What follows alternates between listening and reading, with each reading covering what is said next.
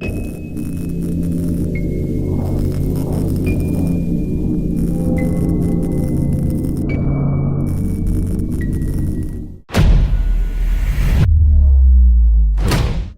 won't say my real name. I'm a professional caregiver for the elderly. I've worked with patients suffering from severe illnesses, including Alzheimer's. Most of my jobs were difficult, but manageable. But this one was different. I was hired to care for an elderly man named Antonio in a remote farmhouse far from the city. At the time, I thought it would be just another assignment, and I was wrong. Antonio was a 74-year-old man who used a wheelchair and lived with his daughter Laura and her 2 children in a farmhouse, until one of the grandchildren, only 3 years old, died suddenly. Antonio, already in an advanced stage of Alzheimer's, did not fully understand what had happened. Laura, on the other hand, fell into depression due to the loss of her child and her father's critical condition.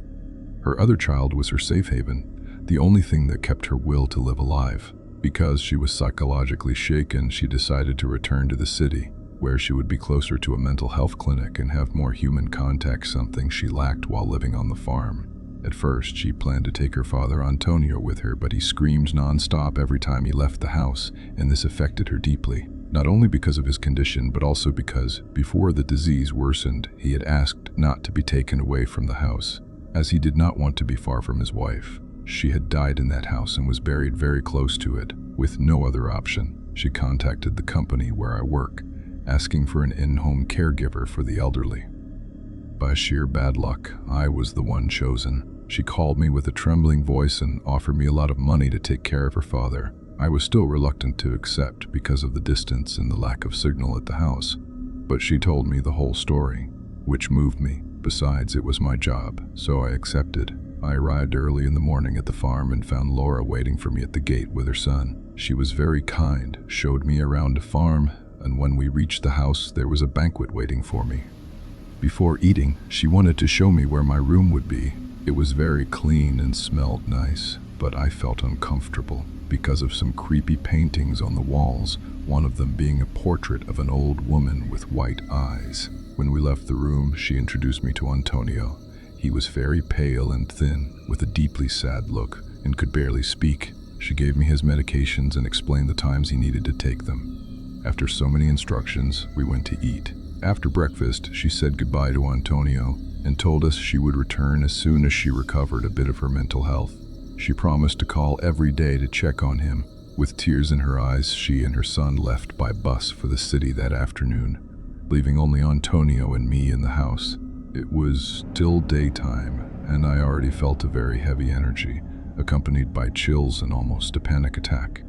I gave Antonio his medication and waited for him to fall asleep. When he did, I went outside the house and started taking deep breaths to calm myself down.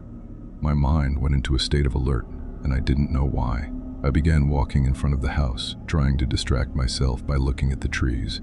When I turned back toward the house, I saw Antonio watching me from the second-floor window. Terrified, I went inside to check. When I opened his bedroom door, he was still asleep, which filled me with an overwhelming fear. I ended up calling the company, asking for help to take care of Antonio, but they claimed that all the other employees were already assigned and ordered me to fulfill my duty. As soon as the call ended, I tried to focus on my anger to forget the fear. To pass the time, I sat in the living room and turned on the television until nightfall. When night came, I started preparing dinner. When I took the food to Antonio, I saw him sitting in his wheelchair, staring fixedly at the window. One detail, there was no lighting outside the house at night, so he was staring straight into the darkness. After watching him for a few seconds, I entered the room, placed the blended food on the table, and pulled his wheelchair toward it. Since his Alzheimer's was already at an advanced stage, I had to feed him myself, scooping the liquid with a spoon. It was tedious and time-consuming, and I still hadn't eaten. When I finished feeding him, I went downstairs to the kitchen to eat. While I was having dinner, I felt a cold wind accompanied by whispers moving around me. Even so, since I was very hungry, it didn't ruin my appetite, although the fear remained. After finishing dinner, I went to sleep, hoping the day would pass quickly. I fell asleep fast, but woke up in the middle of the night with Antonio screaming in several different languages. When I went to his room to calm him down, I saw that he was sleeping. I didn't understand anything. As I returned to my room, I saw a grayish creature watching me from the staircase. Terrified, I ran to my room and locked the door. I ended up sleeping under the covers in fear, and this time I woke up the next morning. However, I saw that the door was unlocked and slightly open, which intrigued me because only I had the key to the room. I went to check on Antonio and didn't find him in his room or anywhere in the house. I went down to the first floor and couldn't find him. I opened the door and went outside to look for him. The day was overcast and the wind was blowing hard. I walked around the house, but there was no sign of him until I began to hear loud banging sounds coming from the barn, which was locked. I couldn't get inside because I didn't have the key to the padlock. I knocked on the door and shouted, asking if there was anyone inside. Immediately, the noises stopped, giving way to absolute silence. The problem was that Laura had never told me where the barn key was. In fact, it was an area she avoided showing me. I went back to looking for Antonio and headed to the front of the house. When I looked up at his bedroom window, I saw Antonio watching me. At that moment, I realized I wasn't being paranoid and that something was truly wrong. I returned to the house to check on him. When I reached the bedroom, I took him to the living room where I could watch him more closely. He looked at me more than he looked at the television. I tried to communicate with him, but he didn't respond, which was strange because during the night he had been able to scream and speak several different languages. Somehow, he had the strength to speak. When he began to fall asleep, I took him back to the bedroom and laid him on the bed. Taking advantage of the fact that he was asleep, I went to take a shower. In the middle of the shower, I started to feel watched, and the doorknob began to move on its own. I finished showering, got dressed, and tried to leave. But I couldn't open the door. It had locked itself. My phone was in the kitchen, and I panicked because I had no way to ask for help. I began to press my shoulder against the door and, fortunately, managed to force it open. I felt an overwhelming sense of relief, as if I had been reborn. However, as soon as I stepped out of the bathroom, I saw Antonio in his wheelchair, watching me, standing near the door. At that moment, I could only wonder how he had managed to go down the stairs by himself and how he had brought the wheelchair along with him. I had already given up trying to communicate with him, but I realized something was very wrong and asked how he had come downstairs. He didn't respond. He just kept staring at me with a cold, empty expression. I decided to call Laura and told her everything that had happened. I asked her if he knew how to go down the stairs, and she replied, "No, absolutely not." I was always the one who helped him go up and down. Right after that, she asked if he could have had some kind of miraculous improvement.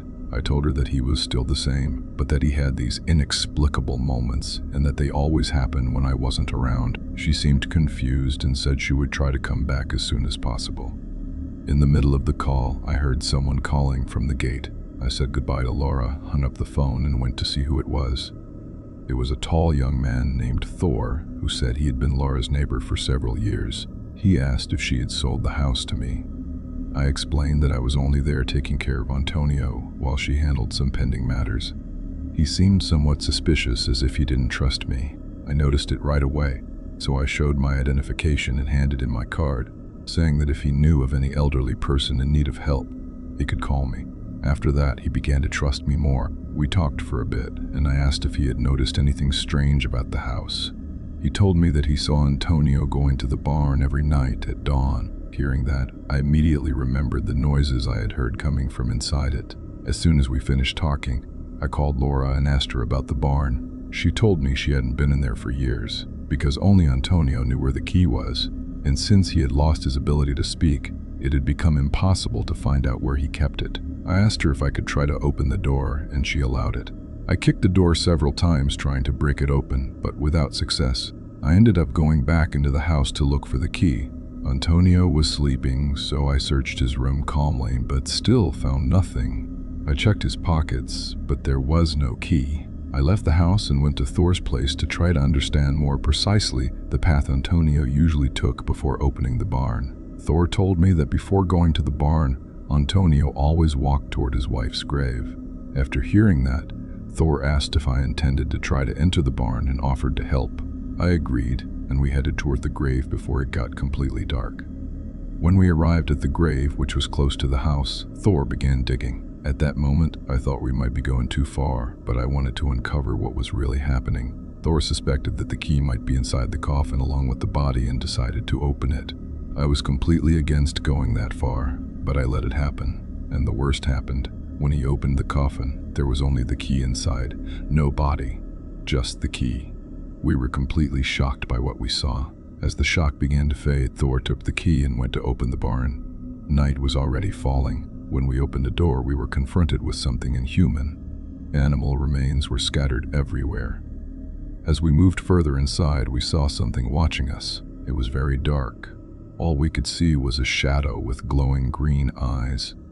At first, we thought it was some animal still alive. But as we got closer, we realized it was a person. When I turned on my phone's flashlight, I saw that it was Antonio's wife. However, she was completely feral. When we tried to approach her to help, we noticed that from the waist down, her body was half horse, and her hands looked like pig's hands. She seemed like the result of some kind of scientific experiment. She also had tusks and appeared extremely aggressive. Faced with that scene, Thor began to feel sick. I didn't know whether to approach and help or stay away. I recorded everything with the flash on and stepped back to call the police, but there was no signal. We left the barn and ran to Thor's house to get reception. When we reached the gate, Antonio's wheelchair was thrown out of the window, crashing onto the ground. We immediately returned to Antonio's house to see how he was. Suddenly, the power went out. Everything went completely dark. The only light came from my phone's flashlight. As we approached the stairs, we heard the sound of a gun being loaded.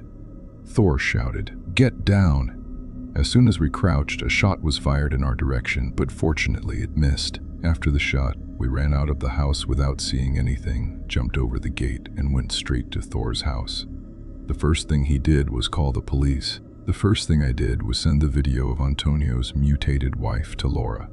Laura was in disbelief and panicked, asking about her father and how her mother had become like that. Before I could answer, someone began trying to break down the door. I turned off my phone and together with Thor, we pushed the couch against the door. We stayed like that for hours while the killer tried to get in, until we heard the police sirens followed by gunfire. When the police called us out, we left the house. When we saw the killer's body, we realized it was none other than Antonio himself. As I looked at his body, I began to question everything, whether he was really sick, whether Laura could be trusted, or whether she had deliberately put me in that situation.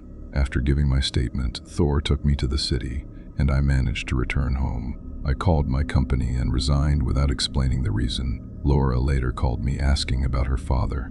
I told her he had tried to kill me and was shot by the police. She became furious and screamed at me as if it were my fault, saying I would pay for everything. Days passed, and I remained curious about the barn, since Thor and I had left it open. As far as we know, the police searched the entire area and found nothing. To this day, I still wonder if the creature managed to escape.